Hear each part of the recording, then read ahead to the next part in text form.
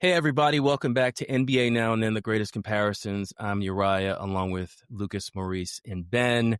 We have a special category episode for you today. We will be comparing the 2009 and 2011 NBA drafts, give you all the facts from all the players. We'll have a redraft. We'll go over some accolades. Lucas will have some stats as usual, and we'll have some fun in the process. So how are you guys doing? Well, we're doing good.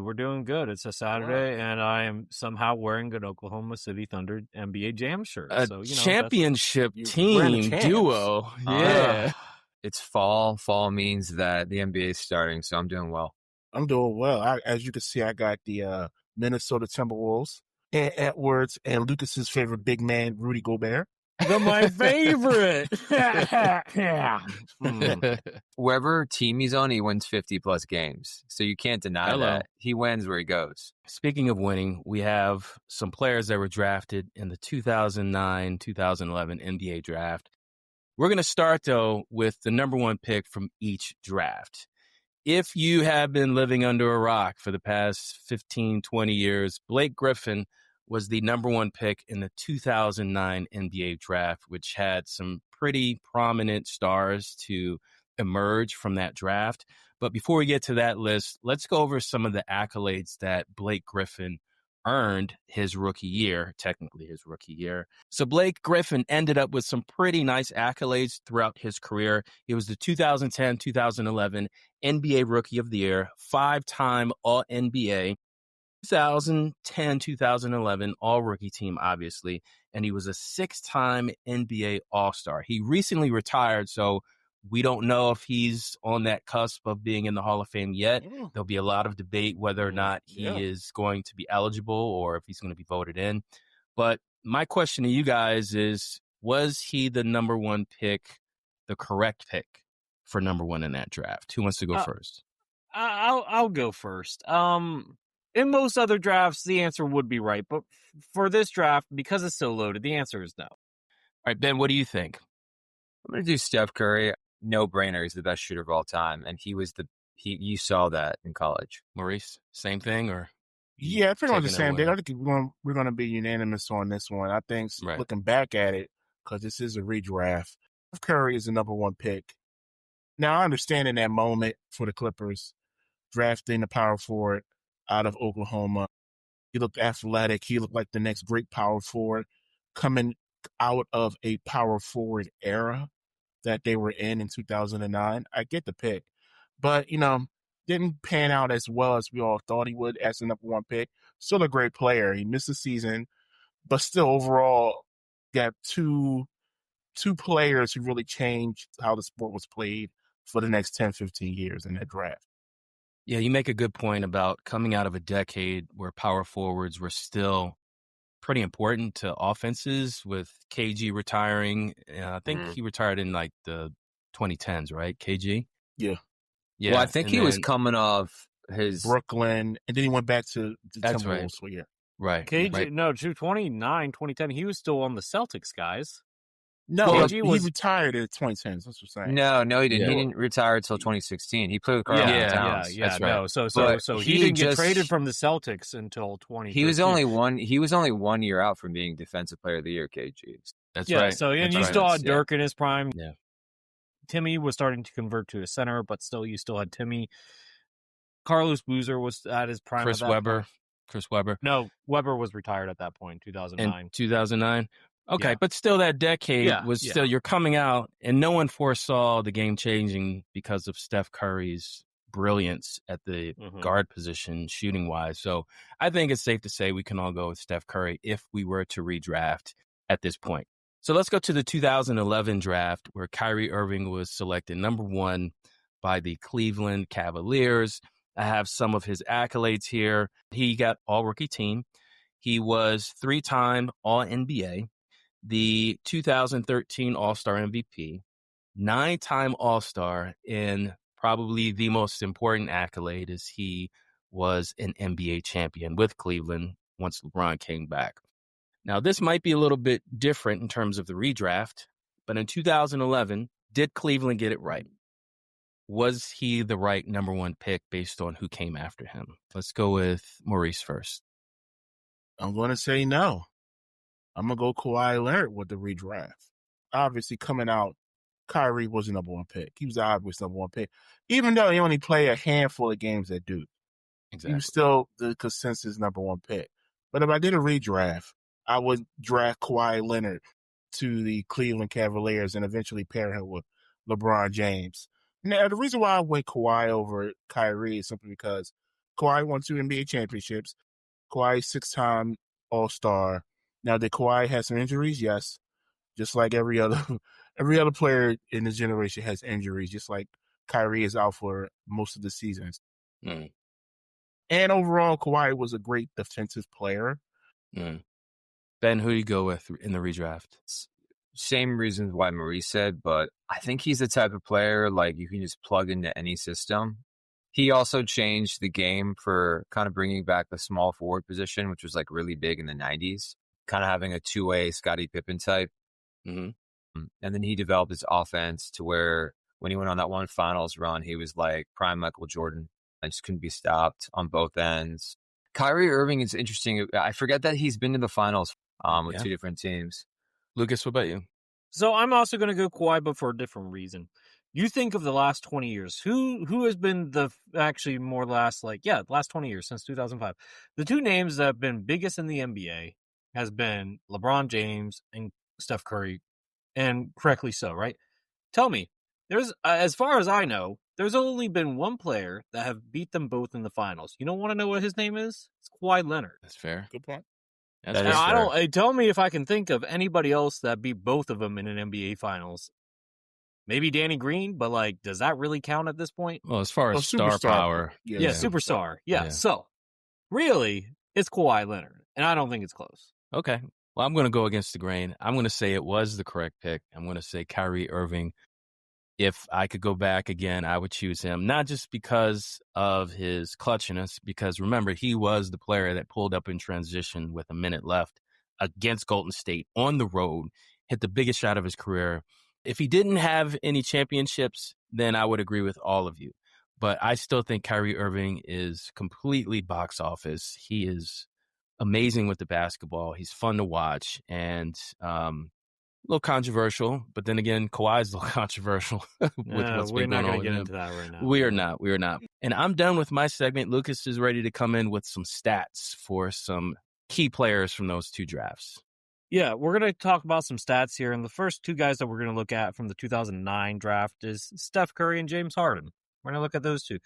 Arguably the 2 best players in that draft. Definitely changed the NBA for sure. Mm-hmm. James Harden, for his career, has averaged 24 points, 5.5 rebounds, and 7 assists. Has 174 win shares for his career. That's pretty crazy. Has shot 44% from the field and 36% from the three-point line. Whereas Steph Curry, he has averaged almost 25 points, almost 5 rebounds, and 6.5 assists, while shooting 47% from the field and 42.3% from the three-point line. Has win shares of 143. Any thoughts on those stats for those 2 guys?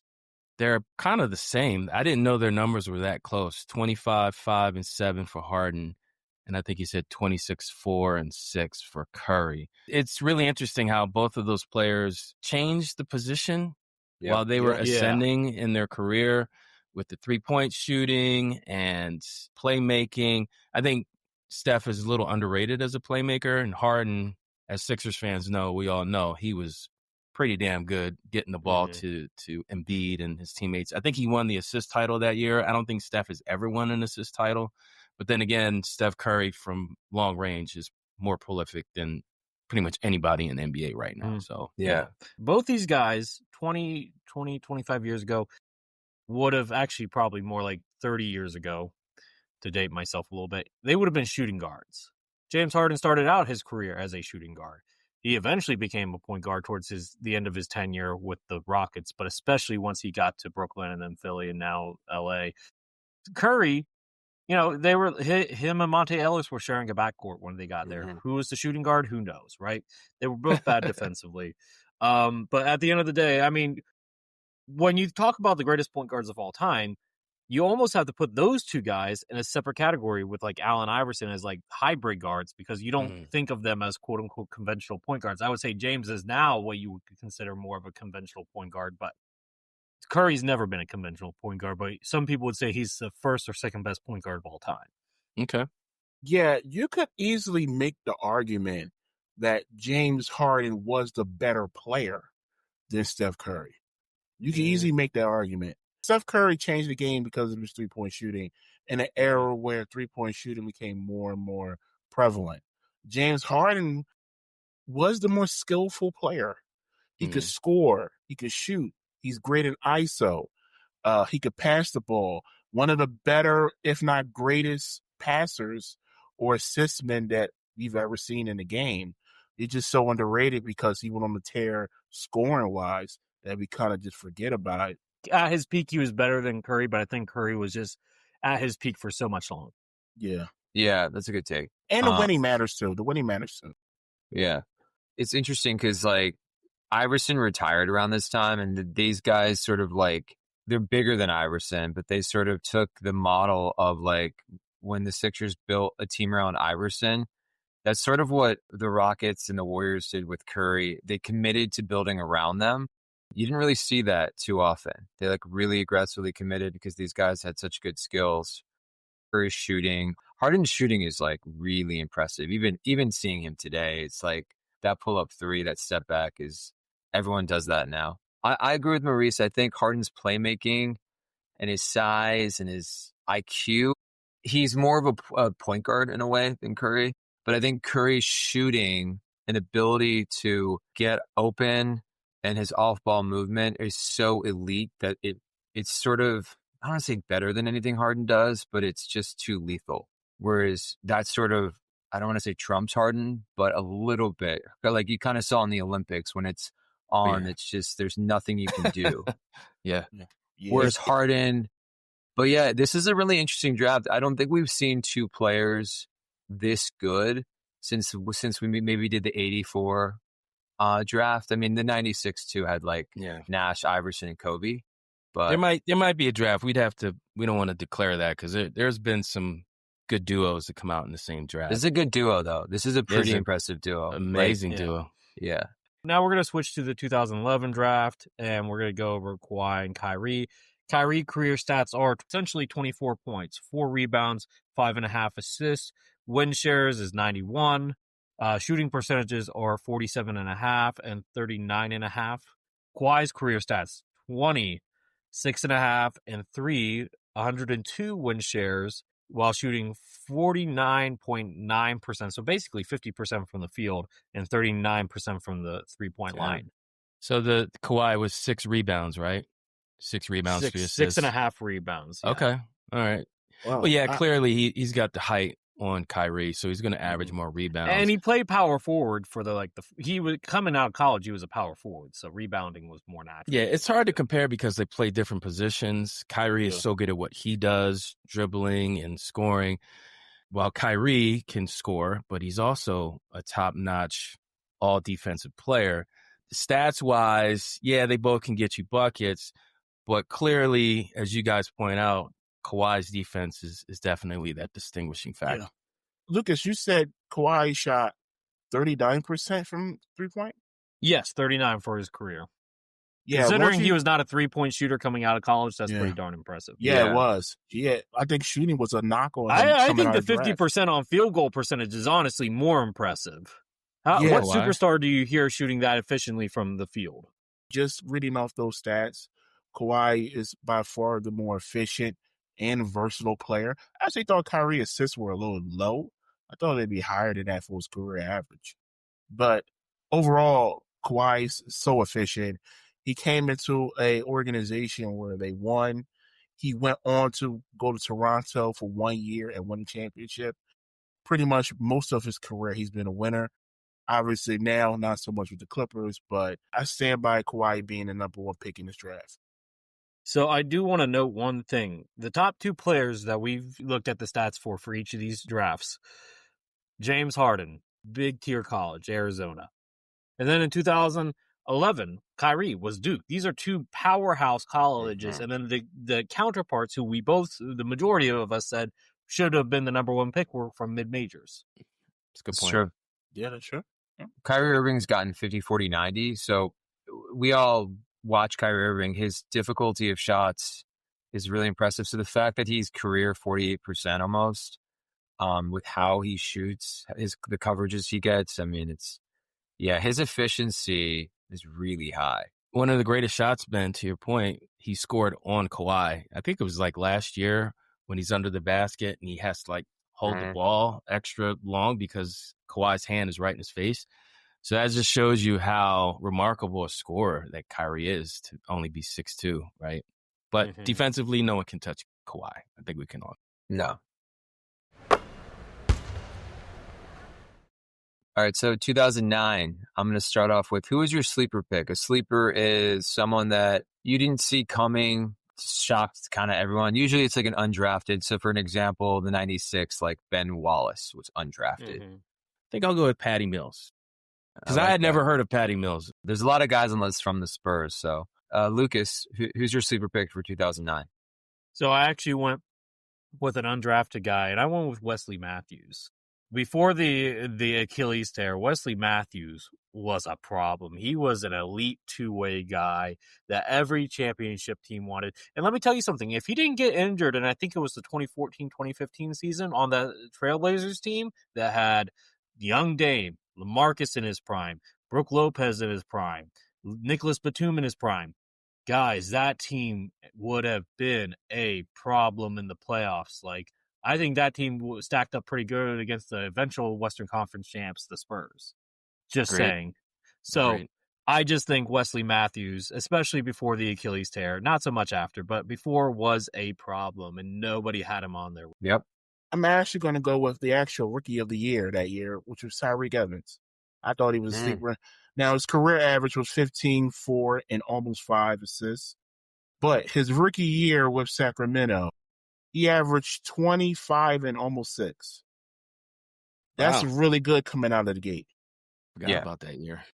Yeah, he was. Yeah, I remember. Tyreek Evans was really good. Now, obviously, if you don't remember, he's banned in the NBA now. But but he's still. Yeah, he is banned. He's banned for. You didn't remember that? Was it gambling? No, it was drugs. No, I think it was. Oh, okay.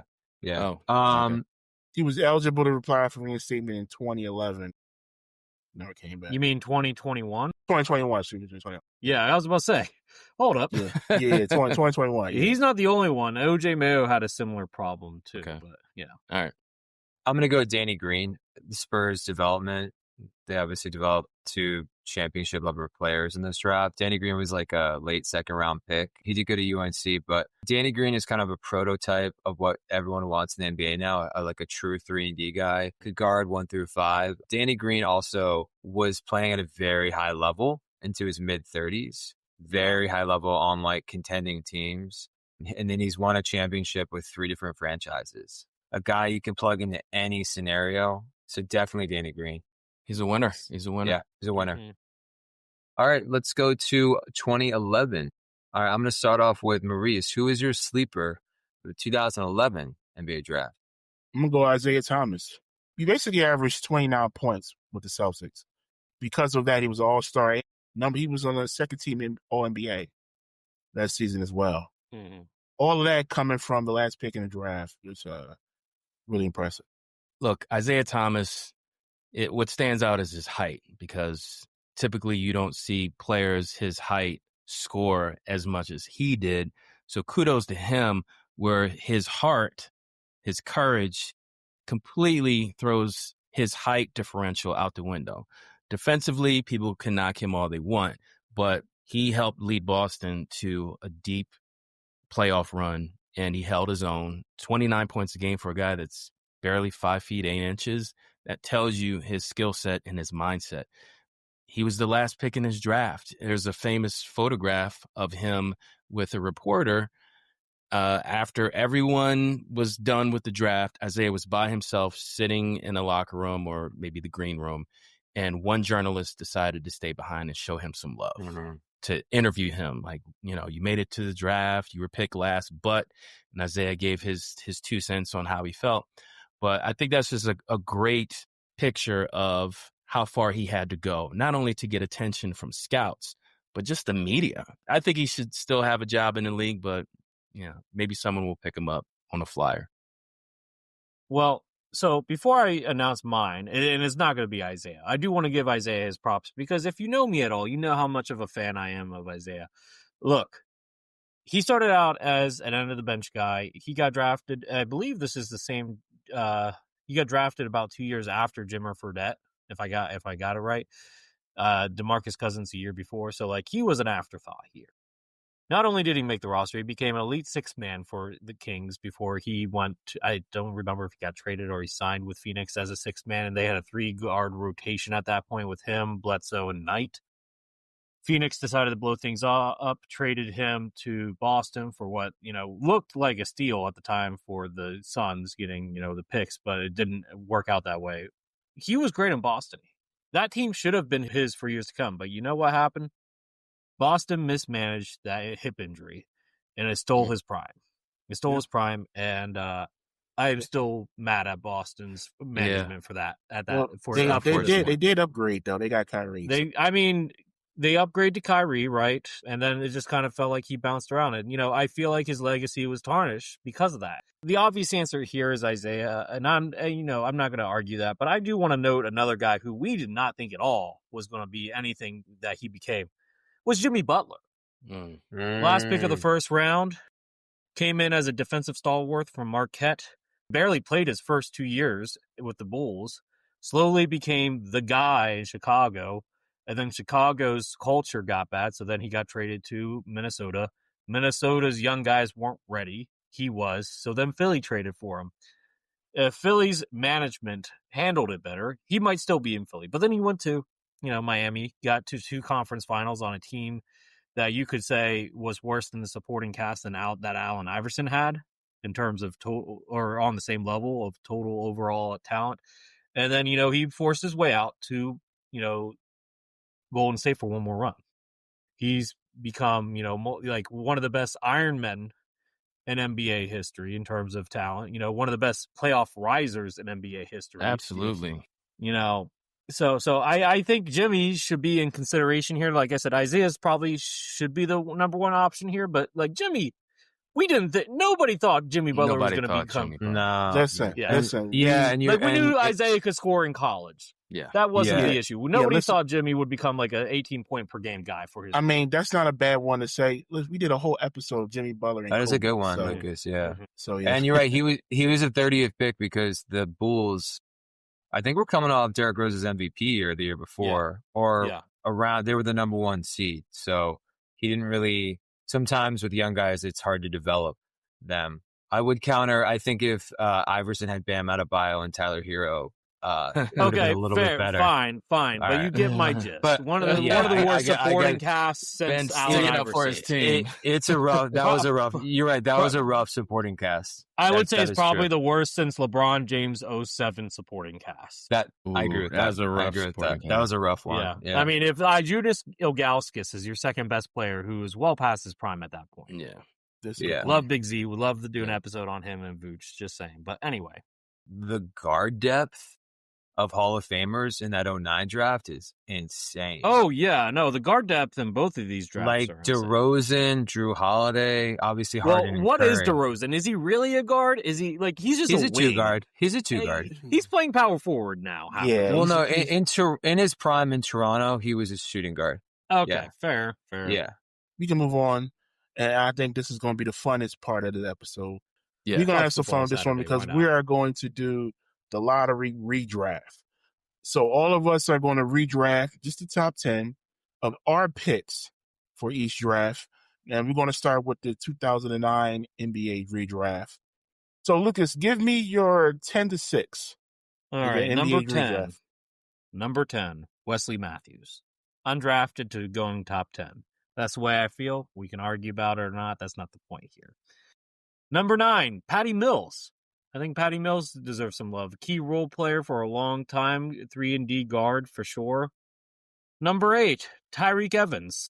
probably should have had a longer prime, and, obviously had some off-the-court issues, but the guy could score. And, honestly, I think he was a little ahead of his time, because if he was playing in today's NBA, I think he would be more valued for what he could do as a scorer, playmaker, rebounder at 6'5", 6'6". One of the last true point guards to get drafted in the 2000s. Ricky Rubio.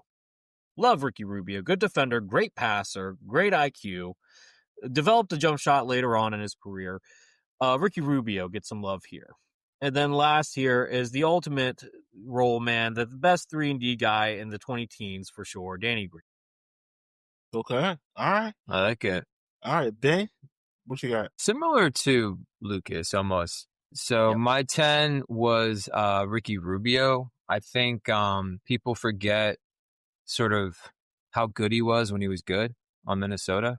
Then I'm going to go Pat Beverly. Obvious reasons. He was on those Houston teams, those Clippers teams. He just was a monster on defense. Danny Green, I just think, I talked about him before, just a winner wherever he went. And just a really good story about how he developed his shot. Brandon Jennings was really good. It's too bad about Brandon Jennings. He suffered from injuries, but it would have been nice if he developed. And then when they got Giannis, Jeff Teague, I always thought was a really reliable point guard. I put him. He was on that that Hawks team where they had all the All-Stars. But I think Jeff Teague, he had a pretty good underrated NBA career. So he was solid. Yeah, he was solid. Mine, I'm going to keep it short and sweet. So I went with Taj Gibson. No one showed love to Taj Gibson. I like the guy came in the league at 26 years old. Sorry, I was going to say 36. But this is how I feel. I didn't judge your picks. I don't judge mine. Okay. I just got to number 10. Can I get to 9? Sure. So Jeff Teague, I like Jeff Teague. Not as high on my list as you guys. I go with Tyreke Evans. I completely forgot he won Rookie of the Year. So he has to go in my top 10. Then I go Danny Green for all the reasons you guys mentioned. And I really enjoyed Brandon Jennings when he played. Like Ben said, he ran into some injuries. But yeah, those are my 10 through 6 picks for retail. I didn't have Teague in my top 10. I'm sorry. Speaking of Teague, I had Teague at number 10 on my list. One-time All-Star, good rotational guard. 9, I had Tyreke Evans. Like I mentioned earlier, he was my sleeper. Pat Bev, I had at 8. Defensive guard, a good leader on the court, likes to talk, as we still know to this day. Better than Trae Young. According to him. Right. He hasn't done anything. Trae Young has never done anything. He has an opinion. He has an opinion. Yeah. 7, I have Ricky Rubio, quintessential point guard. Doesn't matter if he was international or American. He was a really good point guard. Number 6, I have Danny Green, winner, like we all talk about. Winner, prototypical 3-and-D player that wins wherever he goes. Good leadership as well. All right. Yeah, by the way, but just shout out Ricky Rubio, one of the best defensive point guards during his time, and nobody gave him credit. That's true. Even I didn't give him credit for it. So thank you, Lucas. All right. Let's go through 5 to 1 in the same order. So, Lucas, what you got? Okay, look, this guy is probably underappreciated for his career, but DeMar DeRozan needs some love here. He's going to be a 25,000 point scorer by the end of this season. The guy's still putting up LeBron-esque numbers at 35, 36. I mean, not in terms of like rebounding and assists, but in terms of scoring, being able to score that much at 35, 36, still averaging 22 to 25 is impressive. Look, not the best 3-point shooter. We all know that, but he's a mid-range assassin. And that's why he's been able to stay in the league so long. Everybody's favorite former Sixer, Drew Holiday, here is at number 4. At this point, he's becoming more of a, mentor, not so much of a star anymore at 36 years old. But look, the guys, we're going to be doing a comp on him this season in terms of doing him and another all-time defensive great, point guard. So like the guy deserves it, and he's an underrated offensive player. This is where I think I differ from most everybody else. I got Blake Griffin, number 3 here. Look, I know he's not the best player in this, but I think at his peak, and we saw it in Detroit and towards the end of the Clippers, the guy could do so much. Yeah. So much. James Harden and Steph Curry, we talked about those two already. They're very close, but Steph Curry just impacted the game more.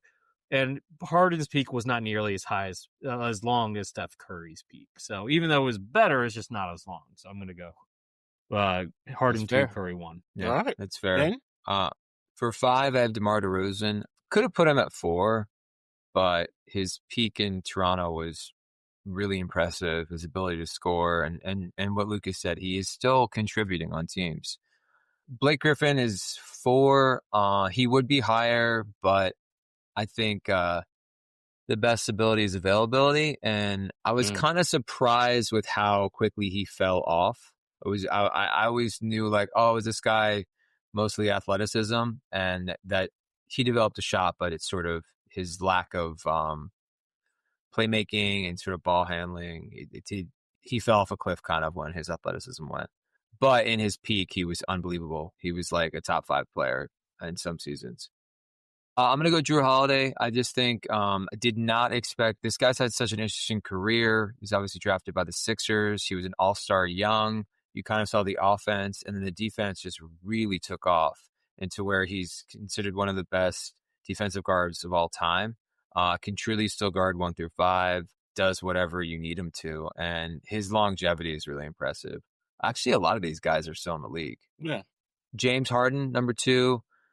For me, it's consistency. Harden and Curry are both like top 20 all-time players, arguably. So this is hard to choose, but I'm going to go Curry just off of like what Curry is elite at is so much, not much better than what Harden is, but he's like the Michael Jordan of 3-point shooting. And, I would just say, I think, and Harden's inconsistency in the playoffs. So I'm going to go Curry 1, Harden 2. Yep. And I'll be short and sweet. I'm going to go DeMar DeRozan 5, Blake Griffin 4, Drew Holiday, one of my favorite players that should never have been traded from the Sixers. I knew that. I'm just going to put it out there.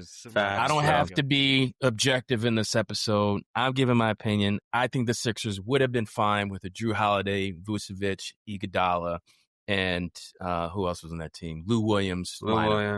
Yeah, but anyway, he went off and got 2 chips with 2 different teams. James Harden is number 2, and then Steph Curry, for all the reasons that we all know, changed the game. Hall of Famer, first ballot when the time comes. So, yeah, those are my top 5 picks in the redraft. All right, and I'll finish it up with Blake Griffin at 5. Actually, I was contemplating switching these 2. But I'm going to stick with Drew at 4 because he was a good, really good, versatile 2-way guard, and he won a championship. I'm going to go DeRozan at 3 because of longevity. From the time he came into the league until now as we're doing this episode, he's still playing at a really high level. And I think that sways me a little bit more than the championship of Drew. And obviously, I think we all have the same top 2: James Harden at 2, Steph Curry at 1. Excuse me. Yeah, I like that. So let's move on to the 2011 redraft.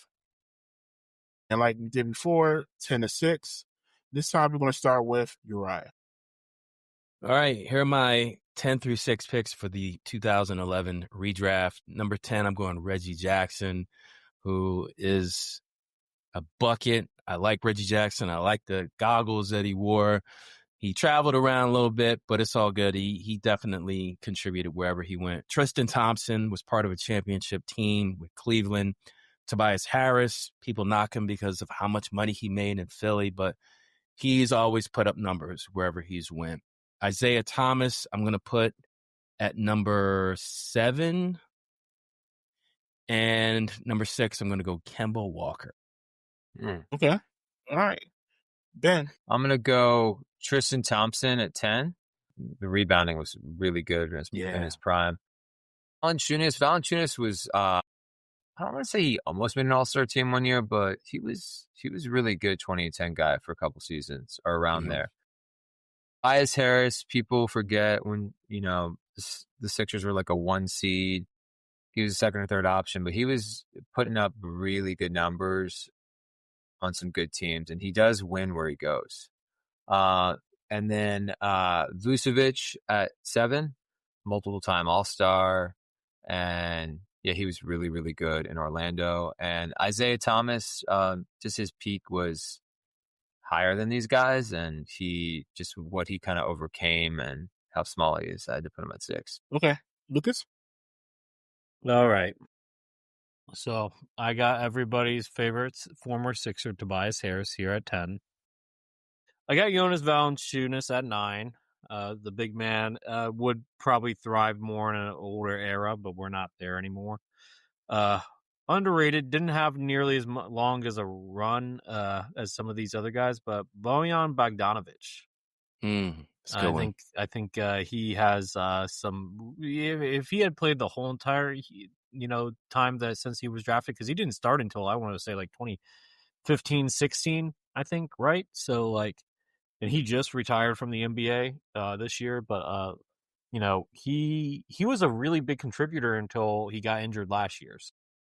Like he's a guy to keep an eye on. Isaiah Thomas here, for all the reasons we said. I think just the short peak is what probably keeps him low as he is. And then number 6 here is Kemba Walker. I mean, look, Kemba Walker was a walking bucket. Actually, if he was still playing, I put him up higher, but he kind of stopped. Yeah, Kemba Walker here. Yeah, I'll say Kemba. But gosh, I'm very tempted to put him higher. I'm not mad at that. I'm not mad at all. Yeah, I got a Bojan at number 10. Good versatile player. Good shooter. I think his best years came with the Hawks. Am I right, Lucas? Yeah, the Hawks or the Pacers. Yeah, so he paired well with Trae Young. So I have him at 10. No. You're thinking of the different Bojan. Or 2. There's Bogdan and Bojan.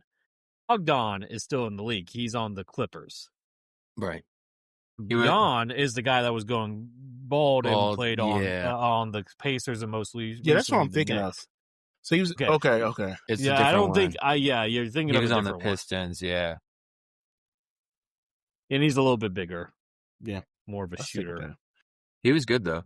Yeah, he was good. Bogdan was good. Yeah, Bogdan. But you're talking Bojan is the bald one. Going bald. He wasn't. Jonas Valanciunas at 9. Good big. In a decade or a generation now, we're in with good bigs. He's kind of gotten forgotten, but had a really good career. I remember Kemba coming out of UConn. I thought he was going to be the next great guard, because he could score, he could dribble, cross you over, make you fall on the floor. Just not a long career. That had a lot to do with playing with Charlotte. He kind of got lost in the shuffle there in Charlotte, being on a bad franchise and all. But Kemba had a good run. Isaiah Thomas at number 6. Like Lucas said, just didn't have a prolonged, sustained prime. He really only had like 2-3 good years before the injuries. 6, I have Vucevic. Good big. Better than Valanciunas. Another one in this era right now that gets lost in the shuffle, but he's really talented, really skillful big. Okay. All right, so let's move on to 5-1 in our 2011 NBA redraft. Once again, we're going to go back to Uriah. Okay, in my top 5 is Vucevic because he was a completely versatile big man in terms of being a double-double machine. I think the Sixers definitely wish they had him back. Doug Collins would not play him for some reason. And then they gave up on him too early.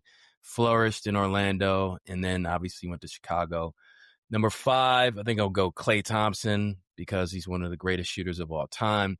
I'm going to put Jimmy Butler number 3 because, as Lucas said, he was definitely a sleeper. No one saw him coming. Jimmy Butler is one of my favorite players in the NBA, even though he's caused drama wherever he went. But you can't deny his story. His biography is inspiring. I'll go with Kawhi Leonard at number 2 because he's former MVP of the finals and just had an amazing career. And Kyrie Irving, I'll go number 1 because I want to stay consistent. I love Kyrie Irving's game. I think he's refreshing to watch. And he has a title or a ring to show his value. So that's my top 5. All right, Ben. I did Kemba at 5. I thought his peak was really incredible when he was on Charlotte, and I think his first year on the Celtics he's an all-NBA player. He was just a bucket. I'm going to go Klay Thompson 4. Again, all-time shooter. Would probably be higher in another draft, but the top 3 guys are pretty elite. Kyrie at 3. This is interesting because, like, a lot of people would say 2, but for me, Kyrie was he's sort of always a second option, except when he was on Boston, but he flourished in that. But yeah, he did play behind like LeBron James, and then on Dallas he played behind Luka. Jimmy Butler was the number 1 option on multiple finals teams, and just shows up in the playoffs, is drama off the court, but gives it whatever he gives everything on the court. Yep. Elite 2-way player. And then Kawhi Leonard, number 1, just this guy at his peak is just unstoppable. Shot making, just everything, guarding, ability to guard 1 through 5. He's amazing. So when he's healthy. All right. Lucas? So my top 5 is even going to be more controversial than Ben's. Number 5, I got Vooch. For all the same reasons you guys said. Just, if he was more of an anchor defensively, he'd be a top center in the NBA. He's not, so that's that. I got Kyrie at number 4. Now, hear me out. Let's just ignore all the antics off the court that Kyrie has put his franchises throughout the years, right? The other thing that you have to remember is, 1, he has injury issues. But that's not even the biggest thing. It's the fact that outside of having LeBron and 1 year of Luka, like he couldn't really do much in the playoffs as a solo guy, but also he's a defensive liability. Overall, he's a defensive liability. That's why I have him at 4, and I have Klay at 3. Klay Thompson was arguably a top 3 shooting guard during his peak. Look, the guys, Steph Curry wasn't in Golden State. We talk about Klay Thompson being one of the best shooters of all time, hands down. Okay, so sure. That let's give the guy credit where credit's due. I am almost tempted to put Jimmy Butler 1. I am because despite the off-court issues, the guy is pretty elite. Though the difference between him and Kawhi is that Kawhi has brought the team over the top before. Yeah, and that's why I can't put Jimmy 1, but I'm very tempted to. So I got Jimmy 2, and of course Kawhi 1, even though I am like really hating myself for that. Because you could make an argument that would you rather have Kawhi's peak or Jimmy's like longevity and overall not being injured? That's a tough one. Yeah, it's a tough one. Because if you put Jimmy on those teams, is this result very similar? Probably. I mean, Jimmy almost beat Kawhi with a hampered Joel, a Tobias Harris that didn't know what he was doing, an old JJ Redick and Ben Simmons that wouldn't shoot. Well, let me ask you this question right now. Health aside, 100% health. You taking Jimmy over Kawhi? 100% health. Ignore the off-court stuff. Well, that's why I have Kawhi number 1. All right, then. Okay. Yeah. That's why I have Kawhi number 1. But look, it's closer than I think people think. I agree. That's my thing. I think the conversation isn't, is Jimmy really number 2 versus everybody else? Is Jimmy not number 1? That's the way I see it. Yeah. Okay. All right. And real quick, my 5 through 1. 5, I have Tobias Harris. Wow. I think I have him higher than everybody else. Clearly. But look, Tobias Harris is a good player. He's a really good NBA player. And he wins everywhere he went. Even when he left the Sixers, he went to Detroit and really rejuvenated that franchise. I think with that pick, Maurice, you get a 2 for 1. I think Boban comes with your pick. Yeah. Yeah. Toby and Bobby. Shout out Boban becoming a farmer. Love Boban. He's a farmer. Maurice is a He did a video of him coming out of a tractor recently. I didn't see that. You guys sent me that. Yeah, forgetful Sixers fan, Maurice. Yeah. That must have been a big tractor, by the way. Right. Yeah. 4, I have Klay Thompson. Yeah, like everybody just said, if it wasn't for Steph, Klay would be the best shooter of this generation. So there's 2 guys in the Splash Brothers, and Klay is there as well. So Clay is really good. And Clay was always, until his injury, Clay was a really good, I want to say 3-and-D, even though he played 2. Yeah, he was guarding the team's best guard most of the night. Yeah, he was. Yeah. 3, I have Jimmy Butler. Now, the reason why I have Jimmy at 3 is because you can't just ignore the off the court stuff. You can't just ignore it. We all know it. But you could argue the 2 other guys have worse off the court stuff than Jimmy. Yeah, Kyrie has some off court stuff too. Yeah, but you could make the arguments that theirs are worse than his.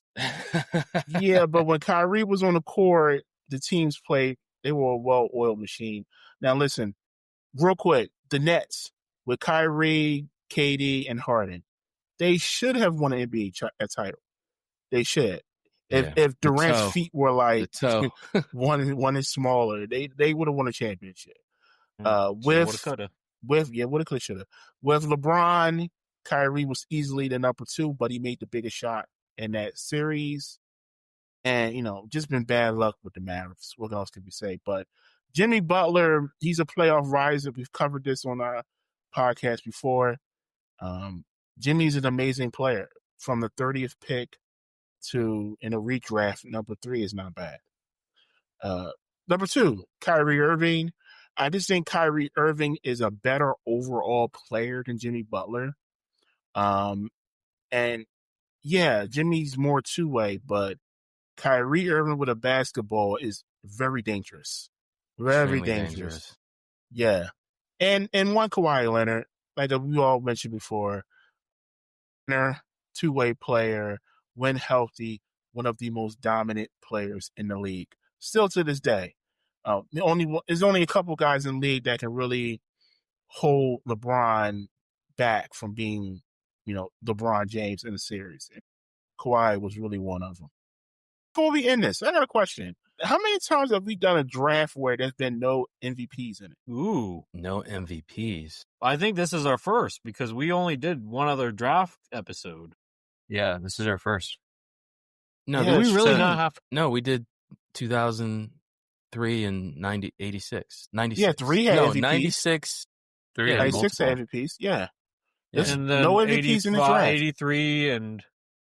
No, Steph Curry is the MVP. What are you talking about? We're talking about the 2011. Oh, 2011. There's 0 regular season MVPs. Oh. Is there really? Hang on. Yep. No one won an MVP. Yeah, no one. Yeah. Yeah, you're right. Yeah. Oh, Jimmy Fredette was in this draft. Yeah, so Jimmy this Fredette was in this draft. Isaiah. So yeah, just even more shout out to Isaiah Fredette. Thomas because they traded for Jimmy Fredette during the draft. Yeah, they did.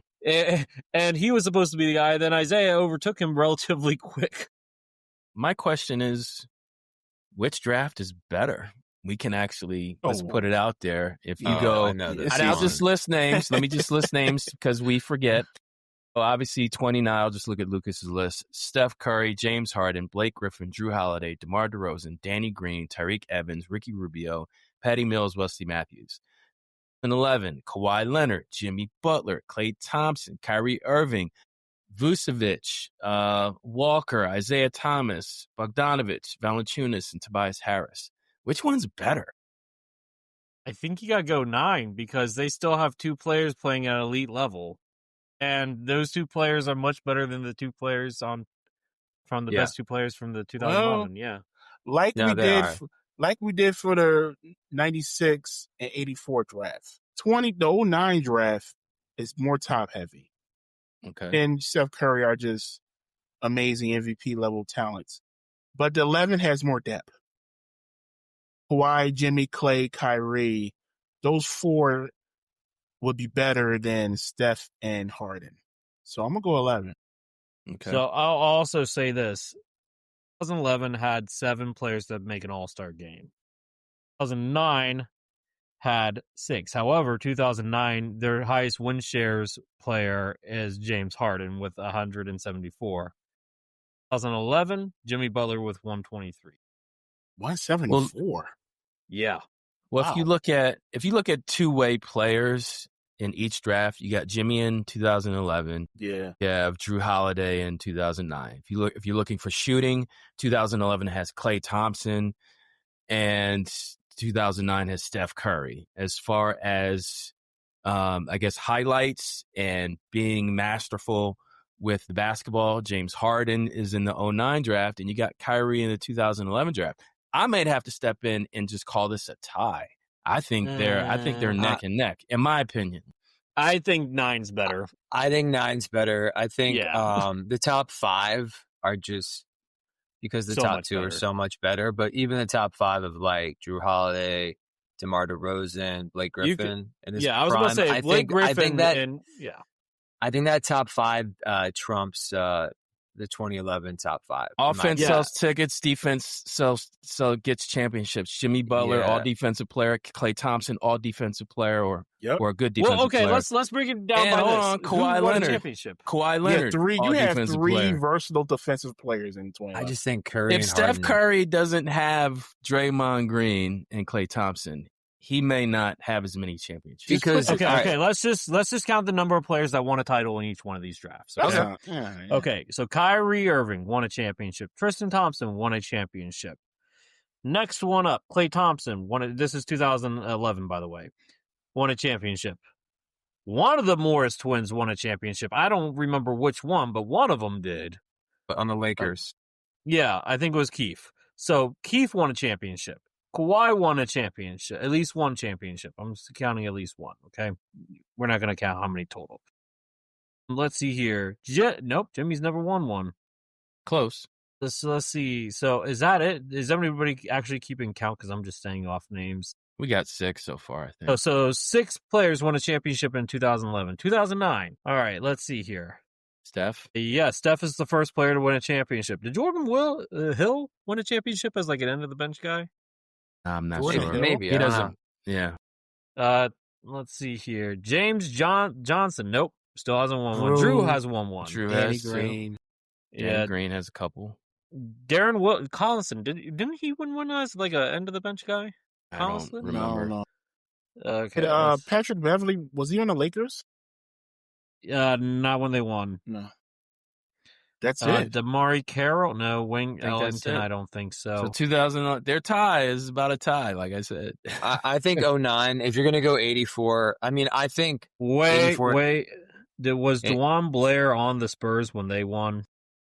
No. He might have. DeJuan Blair? No, he was not. He missed it by 1 year. Okay. I think this is like a different level of top-heavy compared to the 96-84, because at least the 96 had Kobe Bryant, Iverson, and Steve Nash all won MVPs, whereas there's a pretty big gap between Curry, Harden, Kawhi, and Jimmy and Kyrie, in my opinion. I was about to say, let's do MVPs. One draft has no MVPs. One draft has at least 2 MVPs. Yeah, I would say Kawhi had moments of being at their level, Curry and Harden, obviously in the playoffs, but not like these guys did in the regular season and the playoffs. There's a level of that, and so I think that's what separates the 09 draft from Or we can look at clutchness. Who's clutch in the playoffs? You got Kawhi, Curry, Jimmy, Klay, Kyrie. If you take Curry's clutch, but Harden's not clutch, and Griffin is not clutch. If you take a starting 5 from the 09 and 11, Drew 11 is winning. Well, actually, no, he's kind of shaky in the playoffs. Yeah. A starting 5, 11 is winning. Yeah. So, okay, we voted. Maurice says 2011. Uriah says tie. Me and Ben says 09. So 09, according to our panelists here, is the best majority one. vote. So that means majority vote. No, Lucas, you gotta. The final vote comes from people on social media. So maybe that's true. on Facebook. That's true. But according to our panel, yeah, I'll tie. All right. So there you have it. We just compared the 2009 to the 2011 NBA draft. Plenty of star power, plenty of rings, plenty of championships. It'll be a while before we do another one of these, but it was fun. And on behalf of Ben, Lucas, and Maurice, I'm Uriah with NBA Now and Then. Please don't forget to give us a follow, and don't forget to subscribe to our podcast. That being said, we'll check you out next time. Peace. Later.